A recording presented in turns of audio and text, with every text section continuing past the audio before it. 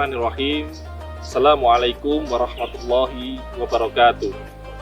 Alhamdulillah wa syukurillah, asyhadu an la ilaha illallah wa asyhadu anna Muhammadar Rasulullah. Allahumma sholli ala sayyidina Muhammad wa ala ali sayyidina Muhammad. Alhamdulillah, senantiasa bersyukur atas semua nikmat Allah yang diberikan pada kita semuanya pada hari ini. Alhamdulillah, kita masih bisa berbagi materi, berbagi nasihat dalam kesempatan kali ini. Sholawat serta salam semoga senantiasa terlimpahkan kepada baginda Rasulullah Muhammad SAW. Ayah bunda rahimakumullah, kita tahu bersama bahwa Al-Quran merupakan kitab suci milik kita, milik umat muslim. Dan tidak hanya kitab suci, namun langsung percakapan atau kisah-kisah dari Allah Subhanahu wa Ta'ala yang terangkum begitu rapi. Saking bagusnya, saking baiknya, maka tentunya kita harus memiliki adab atau cara membaca, cara menghafal supaya tidak terkesan seperti membaca buku dengan yang lainnya. Nah, apa saja? Yang pertama, pastikan sebelum membaca Al-Quran kita sudah bersih diri. Jadi bersih diri dalam artian apa? Bersih diri yang sesuai dengan umat muslim, maka kita bisa berwudu, sucikan diri, benar-benar bersuci. Kemudian, karena Al-Quran itu muncul dari mulut kita, muncul dari bacaan mulut kita, usahakan mulut kita bebas, bersih dari segala sesuatu yang mengganjal. Daging yang tersisa, makanan, minuman, itu usahakan bersih. Kemudian bersih apa lagi? Bersih pakaian. Kenapa? Al-Quran itu indah, Al-Quran itu bagus sekali. Maka pastikan membawanya sendiri juga dengan pakaian yang layak, pakaian yang bersih. Selain bersih mulut, bersih pakaian, tentunya bersih tempat juga.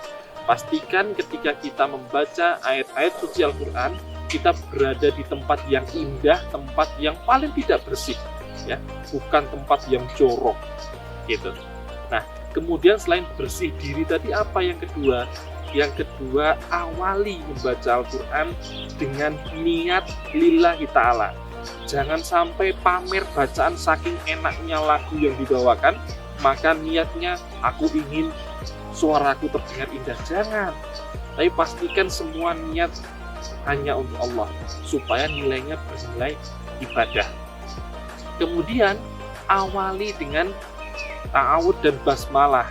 Ada beberapa surat yang tidak perlu bismillah, maka tanpa bismillah. Tapi pada umumnya, awali dengan ta'awud dan basmalah. Kenapa?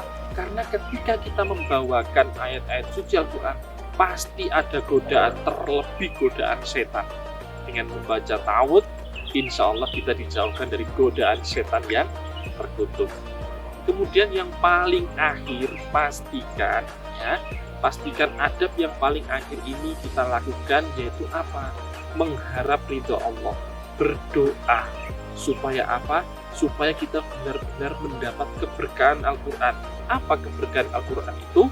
Keberkahan Al-Quran adalah nanti ketika kita sudah berada di alam selanjutnya, Al-Quranlah yang menjadi teman kita, yang menerangi kubur kita, dan menjadikan kubur kita nyaman untuk ditinggali.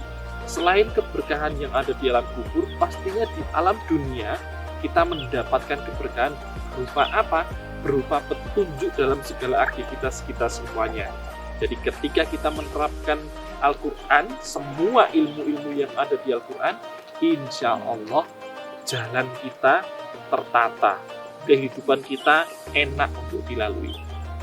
Jadi adab-adab di dalam Al-Quran tadi, adab-adab selama kita membaca Al-Quran dari sebelumnya, kemudian saat membacanya, dan di akhirnya, usahakan bisa terlalui semuanya dengan baik. Insya Allah itu berbagi kita hari ini, semoga bermanfaat untuk diri saya sendiri, tentunya juga untuk ayah bunda rahimakumullah.